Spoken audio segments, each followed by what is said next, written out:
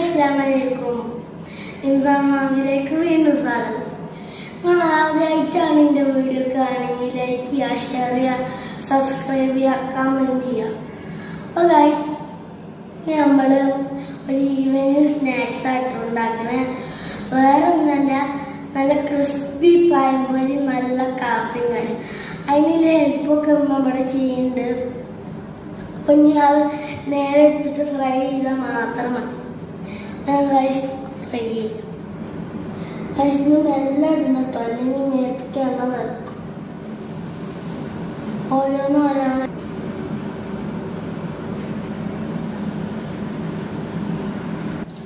ഇപ്പോൾ റൈസ് നമ്മൾ പഴംപൊരി റെഡി ആയിട്ടുണ്ട്. ഇത് നമ്മളെ വീട്ടിൽ ആദ്യമായിട്ടാണ് ഉണ്ടാക്കണം. ഇതിൻ്റെ ക്രിസ്മസ് കാണിച്ച